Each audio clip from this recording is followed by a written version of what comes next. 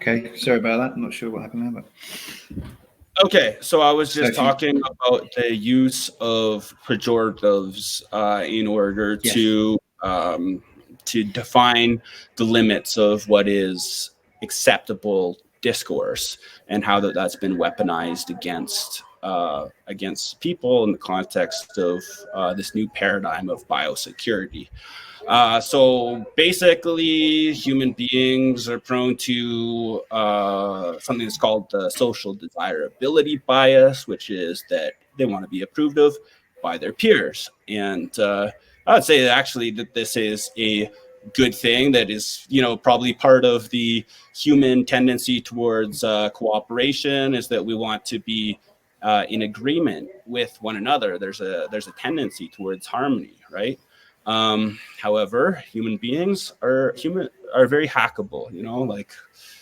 Human psychology is prone to exploitation by the use of certain tactics, and one of them is the use of pejoratives. What they managed to do early on in this whole COVID coup is to make it very socially undesirable to be disobedient, to be an anti-masker, and they associated anti-maskers with Trump. And people were like, I don't want to be a Trump. I hate Trump. I don't want to be perceived as a Trump supporter. And so I don't want to be thought of as an anti-masker because I'm one of these people. I'm not one of these people. And that's where we have gotten to the point where we are now. And I think that we can learn from this also. So lately I have started to refer to people who are in favor of compliance with mandates as pro-coms or pro-compliance leftists or pro-compliance anarchists, which of course is a oxymoron. So and then hopefully people are like, I'm not a pro-com, I'm not pro-compliance, I'm I don't know, I'm a revolutionary anarchist, or I'm a revolutionary communist, or whatever they identify as. And hopefully if so I don't know, but anyway, this we should also just be aware of how pejoratives shape how people align themselves politically, and also it's like we need to reach across the political divide. They've managed to polarize people, and I mean it's as old as empire. Divide and rule. Race is always a great way to turn people against each other. Gender also. Now they've created this new kind of vaxxed versus unvaxxed division, which didn't even exist before. And then there's left versus right. There's others as well. And so part of this idea of seeking to express anarchist ideas in a way which will resonate with people of different backgrounds and different ideologies comes from this, So, I don't know. I think we need to realize that we're all human beings who are living through very confusing time in history, and we need to come back to first principles, which are, we have a lot more in common than we often think. If somebody disagrees with me about immigration or abortion or I don't know, whatever, controversial issues, people might have strong opinions about. That doesn't mean they're a horrible person. It doesn't mean that I need to think of them as my enemy, and we could probably find some things that we do agree about. And I think that we need to, you know, like we all want the same things, you know, we all want, you know, to, you know, to belong to a community which, you know, which accepts us for who we are. We want to be loved. We want, you know, to you know, share good times together, you know, food and music, and you know, appreciating art, and you know, having opportunities to be creative. Like, I don't know, I think that we all want the same things at the end of the day. You know, even people who are you know, power hungry, something you know, something wrong happened to them along the way, you know, like I'm not even like a big believer in this kind of like, oh, some people are born psychopaths or whatever, you know. I do think that there's a problem of evil. Right. But I think that we need to just be like, okay, everybody is deserving of respect. You know, like nature does not produce anything valueless, and that whether or not I can understand, you know, whether or not whether or not it's easy for me to appreciate somebody's perspective, they're inherently deserving of respect by virtue of existing. And yeah, I think my view, I mean, because I've looked into psychopathy quite a bit over the years, and I'm not sure. I mean, I it does seem, as far as I can tell, you know, and who knows how skewed the research is and whatever, but it does seem to me that there is a sort of physical yeah, some people's reward centers get lit up, but when other people are cause pain. Is that correct? Well, no. Well, my understanding is more that it's more of a lack of response. You know, so it's yeah, it's a, you know, the common test is you show images, and then they won't react to images that other people would react very strongly to. You know, like violence, or you know. And so, and that must be horrible. You know, that must be horrible for them. You right, know, but for it's me, difficult to have compassion for psychopaths, but you know, imagine how difficult it would be to relate to others, and to form meaningful relationships. If you're, but for me, the problem with that is that that people have no idea of that this exists, and it's not even considered a you know, a mental illness. It's just considered normal. In fact, like you can be diagnosed with this if you want, but no one cares if you are diagnosed with it. No one's going to say, oh, well, you're a psychopath, so therefore anything, you know. So it's not understood by society. That's the thing. So people are allowed to, are sort of handed this, they're allowed to take power, really, you know, by others, because there's no awareness of it. People don't really believe it, you know. Yeah, and so anarchism, I think, is possibly the only solution to you know, psychopaths taking over, because psychopaths have a major advantage in politics, because you know, politics is largely a question of persuasion.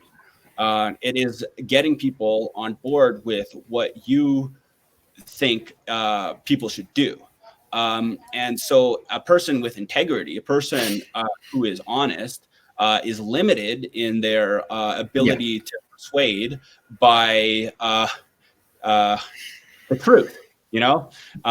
Whereas, you know, somebody who is unethical is able to say whatever thing will happen to serve their purpose in the moment, regardless of its veracity.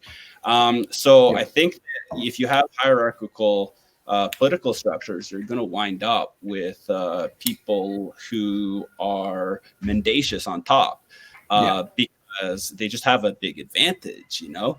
Absolutely. And so, okay. So, say psychopaths exist. What percentage what does the research say is what percentage? Between 1% and 5%. Yeah, Okay, that's what I've heard too. Anyway, so let's say there's 1 to 5% of people who are, and let's assume this is a spectrum as well, because mental illness Yeah, of is, course, yeah. And yeah, like, so how are people to deal with these problems? Okay, so I would argue that there's always going to be some degree of antisocial or maladaptive behavior in any human society, and I mean, I think that the health of that society would also determine the degree of the prevalence of said antisocial behavior. However, like anarchists are not utopians. We recognize that there are, there's evil, selfishness, whatever you want to call it, psychopathy, if we're going to pathologize this tendency. And so how much damage can someone do in an anarchist society versus how much damage can somebody do in, like a society where power is centralized in a ruling class. And so, yeah, like the idea that a state is necessary in order to protect people from criminal elements ignores the fact that it is in fact governments and militaries and states which are guilty of the worst crimes against humanity that have ever been undertaken. So the idea that in order to protect people from people who murder, rape, and steal is to give some people the authority to steal and kill and incarcerate and so on and so forth, I think is not logical. And I think that we are coming out of a certain time in human history, at least in the West and liberal democracies, where there was a certain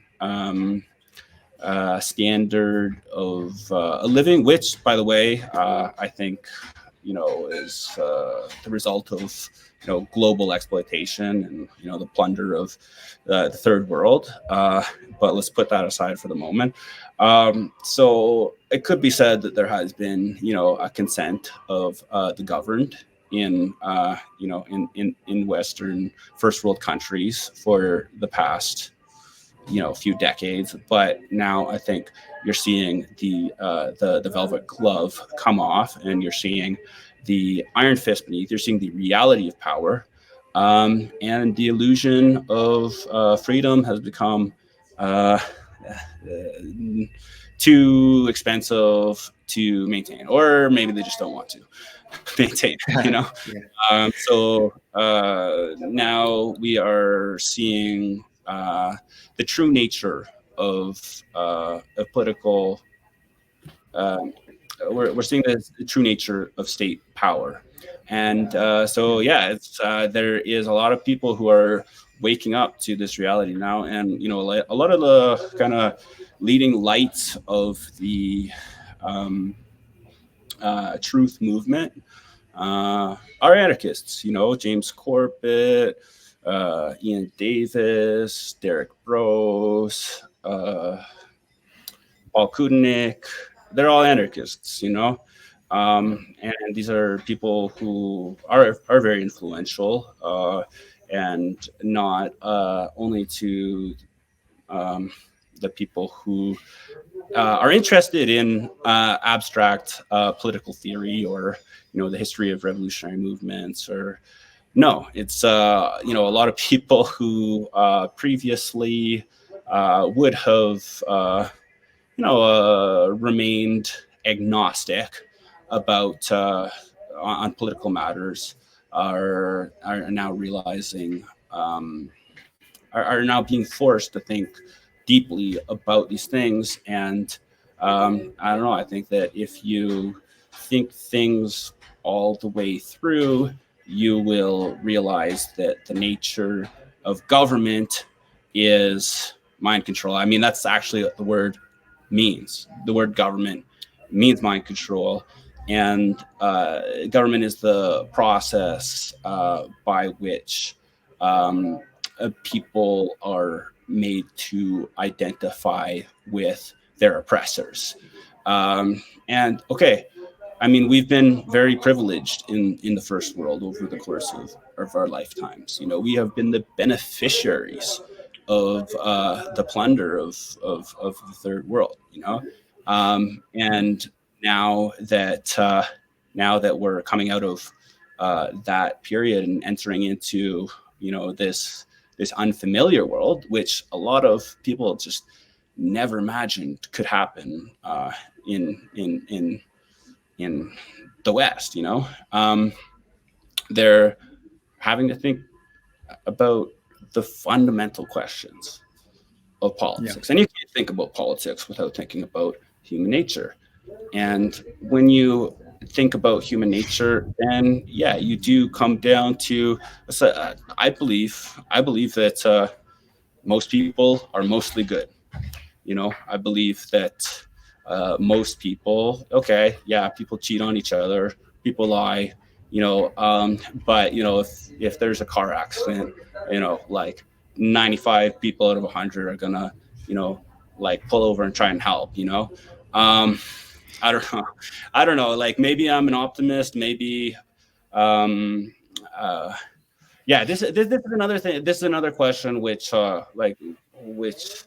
Kudnik has written quite a bit about in refuting this idea of anti-essentialism, this postmodern idea that human beings are not inherently anything, that you know, like everything is just random, that we're like blank, that we're blank things that are just you know, that we're culturally imprinted by the process of socialization. And you know, in my opinion, that's not true. It's, you know, that there is you know, that human beings do have a tendency towards cooperation, that we do, you know, that we do have,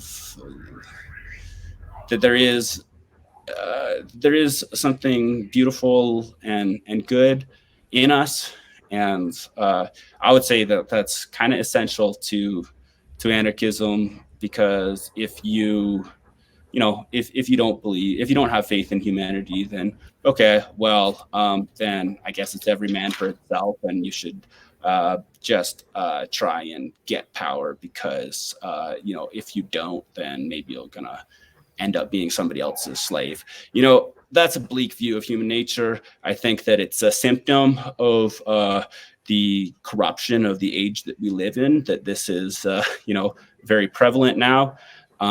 It's also, I think, you know, with the secularization of the West, there's a lot of people who no longer have any fixed beliefs. You know, they don't have, you know, especially with we've seen that over the last couple of years, where even, you know, like the liberal ideas of human rights went out the window like that, you know. And so I think there's like, human beings need to believe in something, and that you know, that, and we need to we need to cognitively reframe the existential questions that are facing humanity in this day and age, because it is a matter of life and death, and human beings are very good at surviving. So I am not worried that we will find you know, like that we will you know, cast a new spell, that we will come up with a new narrative that, you know, puts the current moment into a context that tells us, how we got to where we are now, where we're going, what constitutes right action, and so on and so forth. And these are the questions of religion, of mythology, of culture. And so it also seems that, there's a concerted effort on the part of the ruling class to destroy belief systems which are apart from the hegemonic worldview that's promoted by the education system and the mainstream media and so on.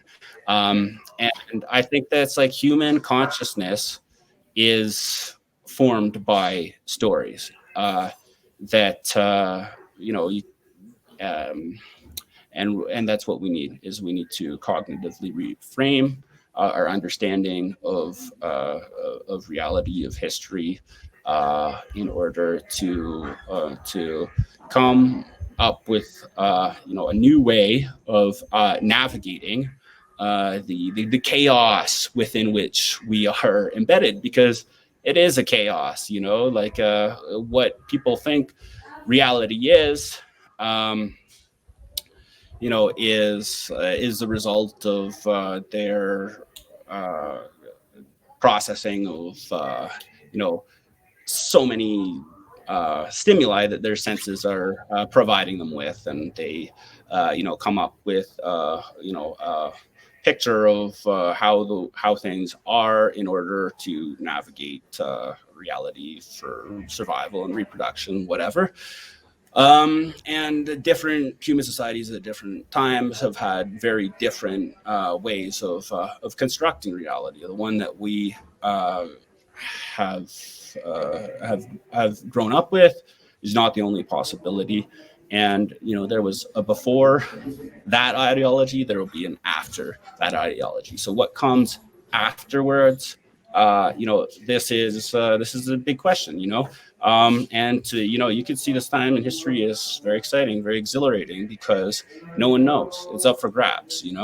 And maybe the transhumanists with their the idea that they're going to achieve immortality through biodigital convergence and nanotechnology and so on and so forth. Maybe that'll become the dominant ideology. I don't think that it will, though, because I think that it is, insane. Personally, like you have members of the ruling class who believe that immortality is within their grasps, and I think that this is a pure expression of hubris, of human folly, and this is something that the rulers of other societies have also believed. Like it goes back to the beginning of civilization. The Epic of Gilgamesh. In that story, the Gilgamesh tries to attain immortality when he realizes that he is going to die. That he's a mortal being, and then he quickly realizes that, immortality is impossible.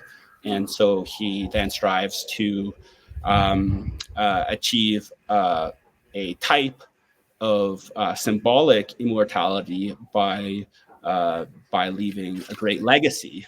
And, bravo to Gilgamesh, because we're talking about him thousands of years later. So he clearly succeeded.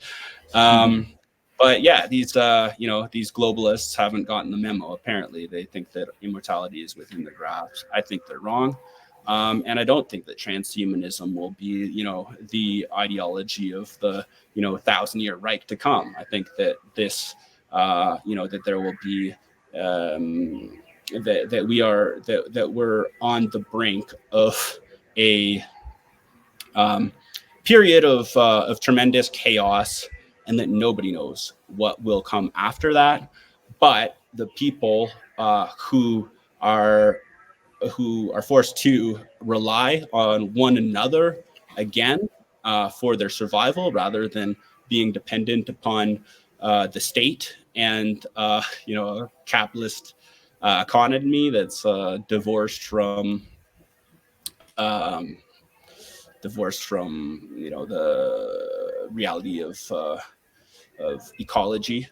That there will be an emergent ideology, or maybe multiple emergent ideologies, which are all based upon human cooperation, because when human beings need each other again to survive, then they will learn how to get along. And when they do so, they will create a culture that has cooperation at its core. And then there will be things will drift away from it again. Like, I think that anarchism is the antithesis of authoritarianism, and there will be a time when it exists in a pure form, and then it will synthesize, and that you will have structures which are kind of a combination of the human values of freedom and reciprocity. And let's be real, there are major advantages of hierarchical authoritarian power structures. Like, there's a reason that they've spread throughout the entire world, is because they can outcompete free societies in certain ways, most notably militarily. So I think that there'll be a synthesis of anarchist and authoritarian ideologies. So I don't know if this is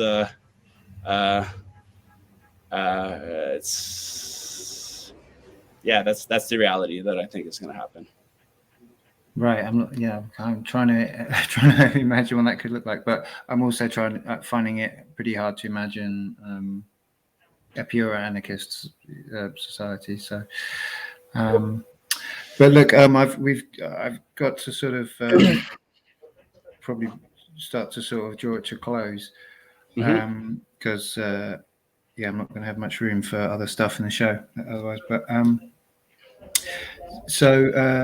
just to so I know you've got some stuff coming up with the Nevermoor Project. Yes. So do you want to just cover that? Yeah. So a bit about Nevermoor. So you can find our blog on at nevermore.media. You can sign up for our newsletter on Substack, which we highly encourage, because we figure that it is a matter of time before we get booted off of social media. We are on Twitter at Nevermore Zine. We are also on Telegram. We have a channel you can find there. We publish in English, Spanish, and French. And we are also looking to, to get in touch with people who like what we're doing, who might be willing to contribute in some way. Whether that's, I don't know, like helping with proofreading, or being an admin on a Telegram channel, or basically, like, we are regrouping, those of the survivors of the ideological collapse of the anarchist movement are regrouping. So if this is something that interests you, please don't hesitate to be in touch. Stay tuned. Oh yeah, okay. And we are gearing up for the launch of a book by Paul Kudenik. It is called Fascism Rebranded. And it is about how fascism historically and in the current moment conceals its true nature by grafting itself onto existing ideological trends, and that this is the reason that this is that fascism is so often misunderstood is because it conceals its true nature. So there's an examination of the history of fascism as a way of understanding the current moment. So the book is by Paul Kudnik, and it will be published serially in English, French, and Spanish on the Nevermore blog. And so we have a whole bunch, which is a whole bunch of material, which is coming soon. So stay tuned for that and sign up for our newsletter to get the latest updates. Great. Yeah. Okay. So yeah, and of course, Paul Kudnik wrote the. This is in a way a continuation of his, I guess, of his piece, "The Great Fascist Reset."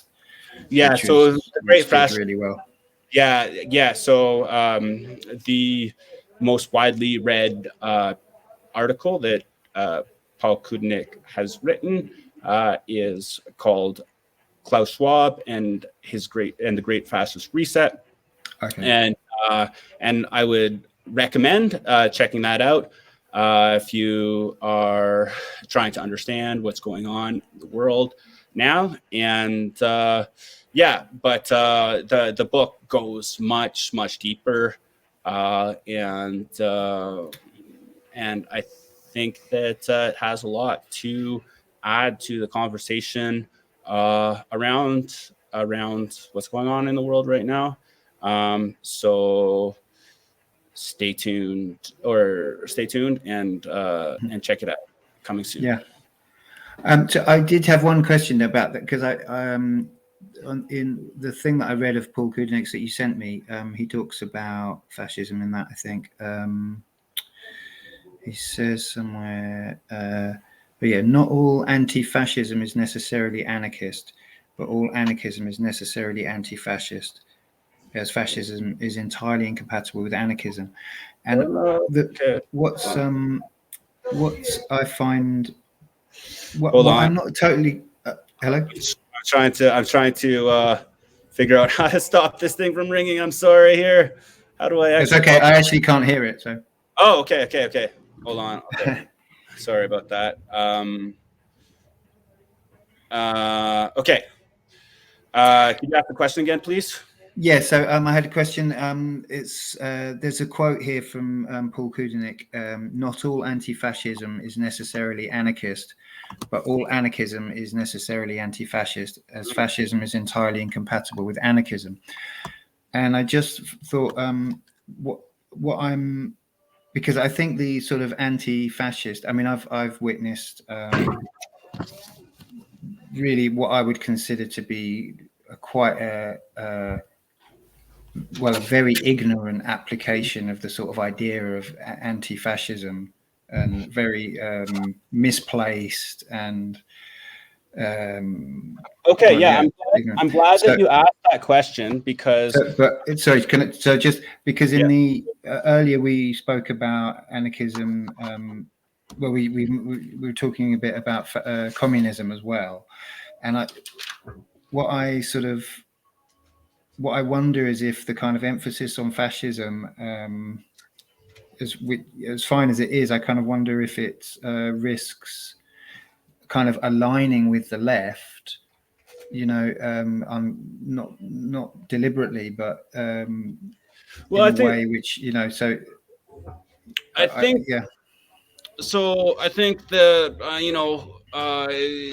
if there's a boot on your head, it doesn't really matter too much if it's the left boot or it's the right boot, so I think that fascism is a nationalist form of totalitarianism, whereas state communism, as practiced by the Soviet Union, is a non-nationalistic form of totalitarianism. But as anarchists, we oppose both. And I would agree with you about the disingenuous application of anti-fascism in recent years. And that's something that we've published multiple pieces about, is about ideological subversion funded by intelligence agencies. And this is something that we actually have some good evidence for. There was somebody who is very influential in the anarchist milieu in the US, named Alexander Reed Ross. And he's been outed as an intelligence agent by Max Blumenthal of the Gray Zone. There was a good expose that he did.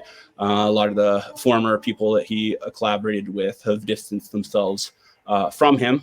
And basically his MO was to accuse other people, accuse his political opponents of being fascists. So people that questioned the dominant narrative around the civil war in Syria, basically people that were saying that, you know, this is to a large degree caused by Western intelligence agencies, he would brand them as fascists, and also environmentalists who talked about, like, you know, holism, which is the idea that the human species belongs to, like, you know, a planetary organism. He would accuse them of being fascist as well, you know, which actually this is a perspective which is shared by many indigenous cultures.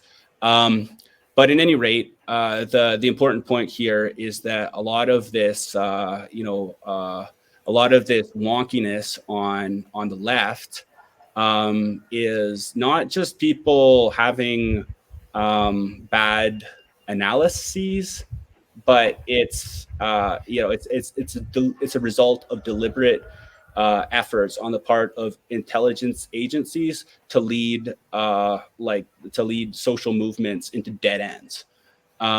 So I would highly recommend checking out some of the material that we've published on the subject of ideological subversion. Okay. Yeah. Good. All right. Well, better leave it there. But thank you so much for your time, and yeah, let's stay in touch, and maybe you can come back on at some point. I'd love to, and and then we're going to be producing more original content as well, not only in English but also in Spanish. And so maybe the next time that I came on, I could come on with my friend who's our Spanish language editor as well. Great. Okay. Thanks very much, and yeah, I'll see you. So I'll speak to you again soon, I hope. Okay. Fantastic. Thank you very much, Tim. Have a great day. Yeah. Thanks. Bye. And I will. Are you there, or are you gone? He's cool. Tim is gone.